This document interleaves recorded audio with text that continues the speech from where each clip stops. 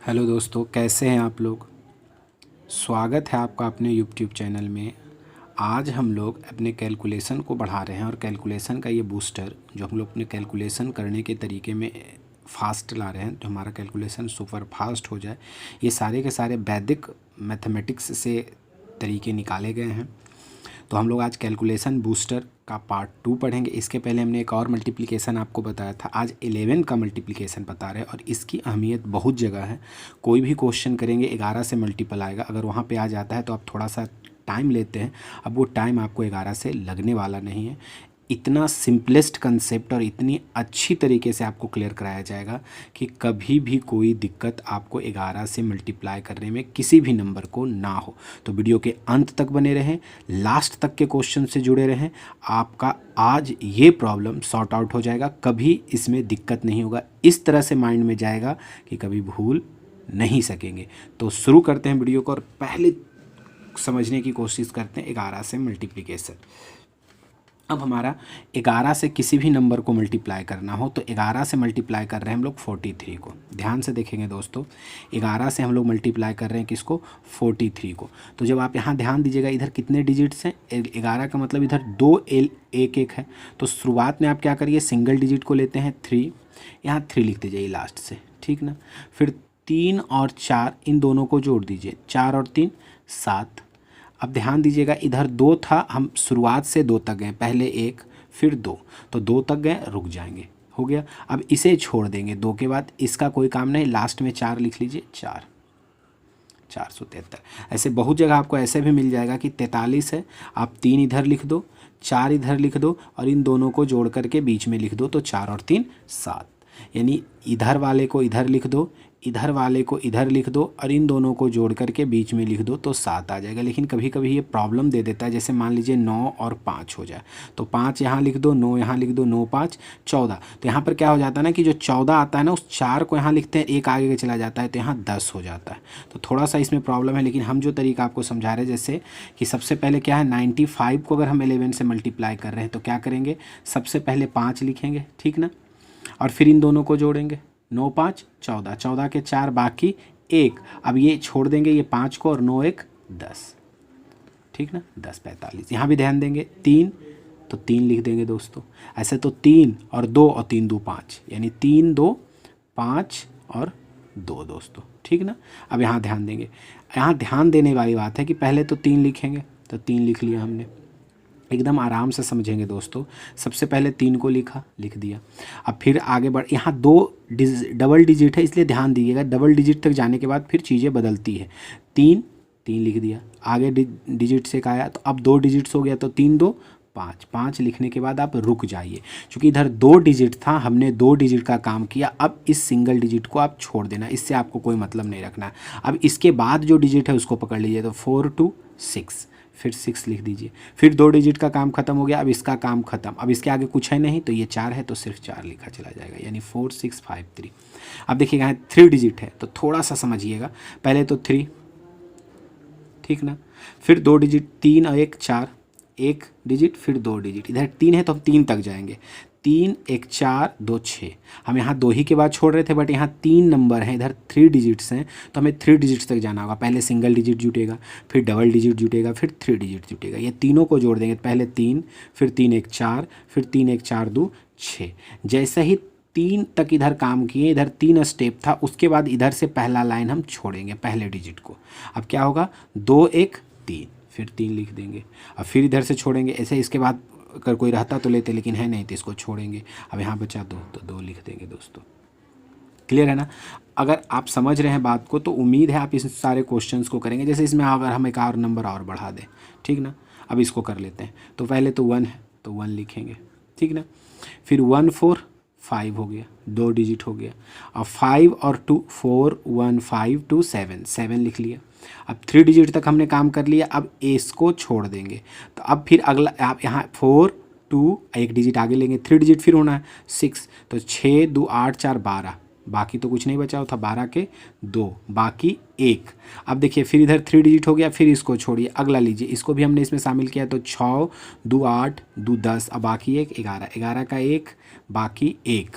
अब इसको फिर छोड़ेंगे हम लोग, आगे एक लेंगे, आगे कोई नंबर है नहीं तो यही 2 जुटेगा, तो 6 2 8 और 1 9, फिर एक डिजिट छूटेगा, अब ये 2 है तो 2 लिखा चला जाएगा। क्लियर है दोस्तों? उम्मीद है आपको समझ में आ रही है। अगर समझ में आ रहा है तो आप इन दोनों को आंसर करें और कर करके कमेंट बॉक्स में आंसर लिखें, ठीक ना? बना दे रहे हैं हम, ऐसे आप कमेंट बॉक्स में भी करेंगे, या मिला लें आप इसको, 2 मिनट में रुकें, वीडियो को पॉज करें और बनाएं, बन जाए तो आप मिला लें, ठीक ना? पहले सिंगल डिजिट 1, फिर 3 डिजिट है तो फिर 1 और 3, 3 1 4, ठीक ना? फिर आगे जाएंगे तो 1 3 4 4 2 6, यहाँ देखिए 3 डिजिट तक काम कर लिए, इधर 3 डिजिट था, अब रुकेंगे, इस फर्स्ट डिजिट को छोड़ देंगे, 3 2 5 7 2 9 9 3 12, 12, बाकी तो कुछ नहीं बचा था, तो 12 के 2 बाकी 1, अब देखिए फिर इसको भी छोड़ेंगे, आगे कोई डिजिट नहीं है तो इन्हीं दोनों को जोड़ेंगे, तो 7 2 9 और बाकी 1, 10 के 0 बाकी 1, फिर इसको छोड़ेंगे, 7 और 1 8। अब इसका आंसर आपको बना करके कमेंट बॉक्स में कमेंट करना है दोस्तों, ठीक ना? अब एक क्वेश्चन आप देखेंगे, अगला क्वेश्चन हमारा यहाँ यही है, इस तरह का क्वेश्चन है, फिर इसे भी हम लोग करते हैं, इसका आप आंसर कमेंट बॉक्स में करेंगे। 3 और 5 कितना होगा? 5 3 8 हो गया। इधर 3 डिजिट है तो ध्यान देना है, 3 और 3 5 8, और फिर अब 3 5 8 4 12, 12 के 2 बाकी 1, ठीक ना? अब यहाँ तक 3 आ गया, तब इसको छोड़ देंगे, 5 4 9 9 2 11 1 12, 12 के 2 बाकी 1, फिर इसको छोड़ेंगे, 4 2 6 6 6 12 1 13 के 3 बाकी 1, फिर इसको छोड़ेंगे, 6 2 8 और 1 9, फिर इसको छोड़ेंगे 6। ये हमारा इस क्वेश्चन का आंसर हुआ दोस्तों। आप इसका कमेंट बॉक्स में आंसर कर देंगे। अगर आपको चीज़ें समझ में आ रही है तो अगला इसी का कुछ और चीज़ें जो 11 से रिलेटेड है वो रहा अगला। देखिए दोस्तों, इसका क्वेश्चन, अगर कोई आपसे बोले कि इसका स्क्वायर रूट क्या होगा, लाइक अगर कोई क्वेश्चन दे दे कि ऐसा और बोले 1 2 3 4 5 4 3 2 1, इसका स्क्वायर रूट क्या होगा, इसका वर्गमूल आप बताएं, ठीक ना? तो इतने लंबे चौड़े का वर्गमूल बताना है तो ध्यान देंगे, इसे अगर हम लोग जोड़ते हैं तो ध्यान दीजिएगा, अगर आप इसे गुना करते हैं, 11 को 11 से गुना करते हैं तो ये 2 डिजिट है, तो पहले तो हमने आपको बताया 1 और क्या 1 1 2 और फिर 1 1 2 1, ठीक ना? अब यहाँ ध्यान दीजिए कि अगर यहाँ 2 डिजिट था तो ये मैक्सिमम 2 डिजिट तक गया, फिर उसके बाद नीचे घटते रहा, यानी पहले ऊपर जाएगा फिर नीचे डिक्रीजिंग ऑर्डर में आएगा। अब यहाँ ध्यान दीजिएगा, इसको कैसे कर रहे हैं, 1 2 3 है तो पहले बढ़ते क्रम जाएगा 1 2 3 और फिर यहाँ से घट जाएगा 2 1। अब यहाँ 4 तक है 1 2 3 4, तो पहले बढ़ते क्रम में जाएगा 1 2 3 4 और फिर यहाँ से नीचे की ओर जाएगा तो 4 3 2 1, ठीक ना? यहाँ देखिए 3 2 5 3 2 5, तो फिर क्या होगा 1 2 3 4 5, अब यहाँ से नीचे आ जाएगा 4 3 2 1, ठीक ना? अब यहाँ देखिए 2 4 6 2 4 6, तो 2 4 6 है तो 1 2 3 4 5 6, यहाँ से घटा दीजिए 5 4 3 2 1। क्लियर ना दोस्तों? अब देखिए इसमें अगला हमारा जो आ गया, अब अगला स्टेप अगर आप ध्यान से देखें तो ये 11 है और ये 3 है, यहाँ 2 डिजिट है, यहाँ 3 डिजिट है। अब हम लोग ऊपर जो भी सीखे दोनों तरफ बराबर था तो बढ़ते क्रम में जाते थे, वहाँ से घटा देते, तो ऐसा अगर रहे तो ध्यान देना है, पहले तो 2 डिजिट्स है, जो मिनिमम हो उसी को लेना है, 2 डिजिट्स है तो आप यहाँ 2 तक ले लीजिए बढ़ते क्रम में, 1 2। अब यहाँ रुक जाइए, अब इन दोनों के बीच का डिफरेंस देख लेंगे आप, तो इन दोनों के बीच का डिफरेंस कितना है, 3 में से 2 गया यानी 1 डिफरेंस है। यहाँ 3 डिजिट है, यहाँ 2 डिजिट है, तो इनका डिफरेंस कितने डिजिट्स का है, 1 डिजिट का है। तो जितने डिजिट का डिफरेंस हो, यहाँ जो आप लास्ट डिजिट लिखे उसको एक बार और रिपीट कर दीजिएगा, फिर यहाँ से घट जाएगा 2 1। क्लियर है दोस्तों? फिर इसी तरह का है, अब ध्यान दीजिएगा 3 डिजिट्स है और 4 डिजिट है, तो जो मिनिमम है उसको पहले रखेंगे, 3 है तो पहले आप 3 तक लिख लो, 1 2 3। अब इनके बीच का डिफरेंस 1 है तो 3 को 1 टाइम्स और लिख देंगे, ठीक ना? 3 को 1 टाइम्स और लिख देंगे, फिर यहाँ से घटेंगे तो 3 के बाद 2 1। अब यहाँ देख लो दोस्तों, 2 2 4 1 5 और यहाँ 3, तो 5 में से 3 गए हैं, डिफरेंस कितना का हो गया दोस्तों, 2 का। मिनिमम 3 है तो 3 तक तो जाएंगे ही जाएंगे, 1 2 3। अब 3 जो लास्ट लिखे हैं हम ना उसको 2 टाइम्स लिखेंगे, यहाँ तो डिफरेंस है तो 2 बार और लिखेंगे, 1 2। अब यहाँ से घटेंगे 2 1, ठीक ना? अगला ध्यान दीजिएगा दोस्तों, ये 3 डिजिट्स है, ये 2 2 4 2 6 है, तो ये 6 और ये 3, तो इनके बीच का डिफरेंस कितना 3 हो गया दोस्तों। अब यहाँ 1 2 3, ठीक ना। अब ये 3 है तो लास्ट वाले को 3 बार और लिख देंगे, तो 1 2 3 और घटा दीजिए फिर 2 1।